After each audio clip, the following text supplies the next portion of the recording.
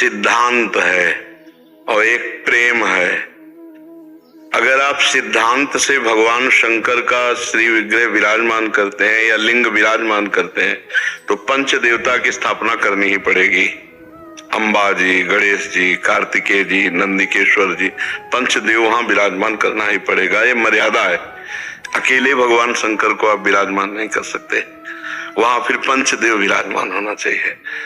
अब जैसे प्रेम में हमारी भावना है, हम भगवान शिव से प्यार करें, लेकिन जब हम मंदिर विराजमान करेंगे तो वैदिक सिद्धांत के अनुसार विराजमान करेंगे। अब जैसे हमें प्रीति है केवल श्री कृष्ण से, पर जब हम मंदिर बनाएंगे तो राधा कृष्ण विराजमान करेंगे, अकेले श्री कृष्ण नहीं, अकेले राम जी नहीं, सिया राम जी विराजमान। और जहां सिया राम जी विराजमान करेंगे तो मर्यादा वहां हनुमान जी विराजमान होने चाहिए। समझ रहे ना? तो मंदिर में फिर मर्यादा बनती है। और अपने घर में पूजा करने की बात अलग है।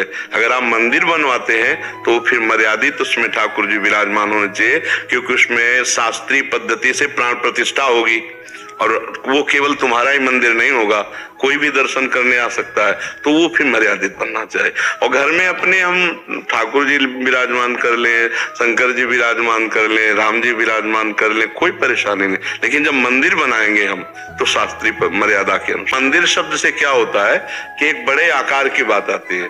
और घर में पूजा गृह एक अलमारी में या एक छोटे सिंहासन में, घर में हम एक मंदिर बनवाना चाहते हैं तो उस या मंदिर में ठाकुर जी था तो मंदिर शब्द का एक विशालकाय रूप आ जाता है। और जब हम घर की पूजा की बात करेंगे तो हम उसमें कहेंगे जो पूजा गृह है उसमें जो ठाकुर जी विराजमान हमारे घर में, वो बोलेंगे हम, तो उसका उत्तर और होगा। और मंदिर शब्द से फिर घर का पूजा गृह का सिंहासन, घर की पूजा गृह की अलमारी, घर में पूजा जो सिंहासन बनाते एक छोटा सा होता है। अब उसमें क्या आप चाहते हो?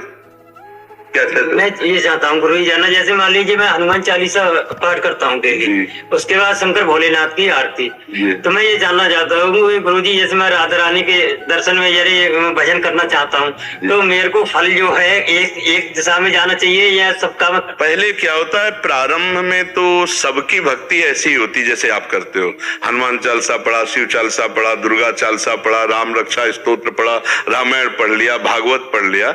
यही भक्ति करते करते जब हम आगे बढ़ते हैं तब हमारी भक्ति एक ही तरफ मोड़ लेती है। जैसे भगवान शंकर और पार्वती जी, फिर उसमें एक ज्यादा प्रीत आने लगेगी, सिया राम जी ज्यादा प्रीत आने लगे, राधे श्याम जी ज्यादा। तो जिधर हमारी ज्यादा प्रीत आने लगती है तो हम उधर फिर एकाग्र होने लगते हैं।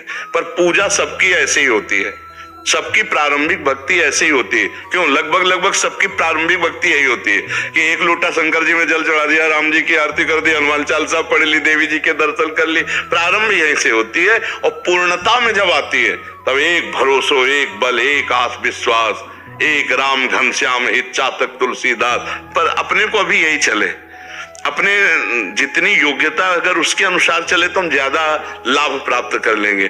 अभी जैसे आप छोड़ दो, हम आपको बताएं कि एक की करो तो आपका मन परेशान कर देगा।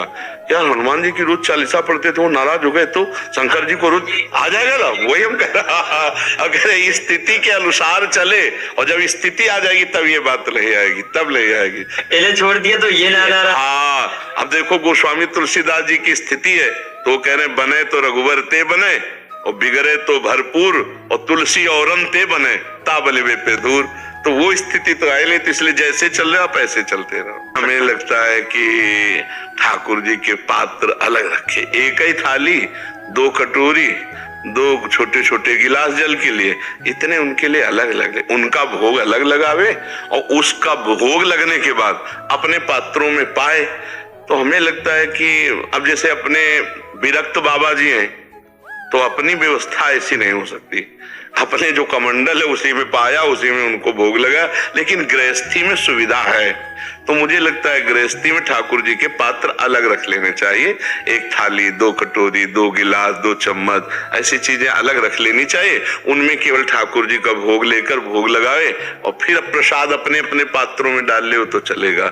तो महाराज जी राधा वल्लभ उसमें तुलसी का, जैसे हम आपसे दीक्षित होने वाले हैं तो उसमें फिर तुलसी साइड में कटोरी में पधरा के ऐसे नहीं, हम तुलसी को श्रृंगार में प्रयोग करते हैं। तुलसी हमारे यहाँ सखी स्वरूप है, वृंदा सखी है ना, तो हम भोग में नहीं डालते, वो चरणों में है, माला पहना करके या ऐसे श्रृंगार में तुलसी जी का प्रयोग करते हैं, भोग में नहीं करते, क्योंकि हमारी सखी भाव की उपासना है। तो वृंदा सखी है तो उनको भोग में नहीं करते। महाराज जैसे अब आपकी कृपा से श्री जी में प्रियता हो गई है, तो फिर वो और बाहर के श्री विग्रह हैं घर पे विराज, जैसे लाडली लालजू हैं उनका अलग है, एक अलवारी में पूरा श्रृंगार वगैरह, नीचे है जैसे और भी देवी देवताओं की प्रतिष्ठा। अभी बच्चा देखो, तुम अब पूरे घर के गार्जियन तो हो नहीं, अगर तुम घर के गार्जियन बड़े होते फिर पूछते तो हम आपकी स्थिति के अनुसार उत्तर देते। अब अगर अभी कुछ तुम करोगे तो तुम्हारी उद्दंडता मानी जाएगी, नहीं मानी जाएगी, क्योंकि तुम अभी बच्चे हो और अनन्य निष्ठाओं का जो स्वरूप है वो अभी जैसे चल रहा वैसे चलने, तो अपने मन का भाव रखो केवल लाडली जू में, और जैसे चल रहा वैसे चलने दो, ठीक है। महाराज जी अगर सेवा में कोई अपराध बन जाता है तो क्या? सेवा में क्या अपराध बन सकता है? चरणामृत गिर गया नीचे, कोई परेशानी नहीं, कोई परेशानी नहीं है। हमारे भगवान क्या जमीन में पैर रख करके नहीं चलते क्या? अब विचार करो तो चरणामृत तो उन्हीं चरणों का गिरे। इतना छोटी बुद्धि नहीं रखनी चाहिए। जैसे हम ठाकुर जी को स्नान करा रहे हैं, शालिग्राम, राधा नाम या जो छवि, अब हमसे गिर गए और तो हम समझ रहे खेल रहे, मेरे प्रभु भूमि में खेलना, फिर उठाया, फिर स्नान करवा दिया, फिर विराजमान कर दिया। गोपाल जी हैं, लाल जी हैं, खेलना चाहते खेल लें। ऐसे अगर सोचोगे तो इतना कमजोर बुद्धि हो जाएगी कि फिर अब आपको हर जगह भय लगने लगेगा, अपराध अपराध नहीं। ऐसा हमारे प्रभु है ना, क्या अपराध उसमें, समझ रहे ना। हाँ, चरणामृत मान लो गिर गया, थोड़ा जल डाला, ऐसे पोछा लगा दिया, ऐसे कर ले, हो गया। अगर ठाकुर जी भी गिर जाते, हाँ कोई अनिष्ट हो गया ठाकुर, नहीं कुछ नहीं, खेलना चाहते हैं, कूद रहे, बहुत मस्ती के। अरे हम प्रभु के हैं, प्रभु हमारे, समस्त भूमि प्रभु की है, प्रभु अलग कोई वस्तु है क्या? अभी बच्चे हो इसलिए समझ में नहीं आता, आनंद पूर्वक रहो, सब प्रभु ही प्रभु है। महाराज जी जैसे हम घर पे सेवा करते हैं, माला वगैरह सारी चीजें करते हैं, घर वाले कहते हैं कि जब माने तुम्हारी भक्ति है, जब तुम कुछ करके सरकारी पद पे चले जाए या चले जाए तो समझाना क्या वृंदावन आगे अब बुला लेती है श्री जी, आ जाते महीने में, अब क्या माही तू तो बाबा जी होगा और ये मतलब तू क्या करेगा। हम ये आपसे प्रार्थना करेंगे कि आप अच्छे विद्यार्थी भी बने और आप भगवान का नाम भी जप करें, अपने कर्तव्य को भी करें, जिससे चल रहा है महाराज जी, आपके कर्तव्य भी कर रहे हैं और वो बिल्कुल ऐसे कायर न बने कि माता पिता आदि को असंतोष हो। घर पर यही कहते हैं कि राधा रानी को जब ही मानेंगे आपकी, अब आपकी नौकरी लग जाएगी, घर वाले कहते हैं ये चीज। अब ये तो हम नहीं कह सकते। हाँ, कि ये जरूर हम कहते हैं मंगल जरूर होगा, तुम्हारे अमंगलों का नाश होगा, तुम्हारे हृदय शांत होगा, तुम एक बहुत अच्छे इंसान बन जाओगे जो दूसरों को दुख देने वाले नहीं बनोगे। नाम चल रहा है तो नाम आपको एक अच्छा दैवी संपदावान बना देगा, आप एक शांत पुरुष होंगे, आप दूसरों का मंगल करने वाले होंगे। हम भले गरीब हों पर एक महान पुरुष होंगे आप, जो नाम जापक भगवान का भक्त है। अब हम ये तो वादा नहीं कर सकते कि नाम जप करो मुकदमा जीत जाओगे, नाम जप करो नौकरी लग जाएगी। महाराज जी हम उनको समझाते हैं कि नहीं श्री जी वैसे ना, हाँ वैसे ना समझाए तो ज्यादा अच्छा, उनकी हाँ में हाँ मिला दे। अपने बुजुर्गों की, बड़े जनों की कोशिश तो हम यही कर रहे हैं कि नौकरी मिले, कोशिश तो यही कर रहे हैं, और अच्छी पढ़ाई पढ़नी चाहिए। पढ़ाई भी भगवान की एक उपासना है। देखो अगर हम कखारा न पढ़े होते, मात्राएं न पढ़े होते, तो आज हम शास्त्रों की बात आपको नहीं समझा सकते थे। तो आधुनिक पढ़ाई भी काम आई ना परमार्थ में। तो इसलिए हमें लगता है आधुनिक पढ़ाई को भी भगवान की पूजा मानकर खूब अच्छा पढ़ना चाहिए, ग्रेजुएट होना चाहिए, खूब अच्छे नंबर वाला बनना चाहिए। और भगवान का भक्त ज्ञानियों में श्रेष्ठ होता है। देखो हनुमान जी ज्ञानी नाम अग्रगण्यम, विश्वामित्र महामुनि ज्ञानी, गरुण महाज्ञानी, गुण राशि। और नाम जप करने वाले की बुद्धि प्रखर होती है, और प्रखर बुद्धि किसी भी दिशा में लगाई जाए वो विजय को प्राप्त होती है। धर्मात्मा तो तुम कितनों को लाभ दे सकते हो, ये जरूरी थोड़ी कि बाबा जी बनने से लाभ मिलता है, नहीं नहीं। खूब नाम जप करे, भक्तिवान बने और सूरवीर बने, तो हमारे राष्ट्र के किसी भी काम में आप आ सकते हो, लाखों का, क्योंकि आप धर्मात्मा हो, आप भगवान के भक्त हो, तो लाखों का हित कर सकते हो। चाहे डॉक्टर बनो, चाहे मास्टर बनो, चाहे नेता बनो, चाहे जो भी बनो। अगर किसान भी है तो हम ईमानदारी से अपने राष्ट्र की सेवा कर रहे हैं, अन्न कमाते हैं, राष्ट्र को भले हम बेचते हैं, लेकिन राष्ट्र की सेवा में जाता रुपया थोड़ी कोई खाएगा। तो हर आदमी हमारे राष्ट्र की सेवा में अगर धर्म पूर्वक चले, वो भी भक्ति का एक अंग है। ऐसा नहीं माना जाता कि संसारिकता है। नहीं, भगवान अर्जुन को युद्ध ना कह के, अर्जुन जी कह रहे थे मैं संन्यास लेकर भजन करूंगा, भगवान उसी में दस्तखत कर देते, लेकिन भगवान ने मना किया। भगवान ने कहा भजन करते हुए युद्ध करो।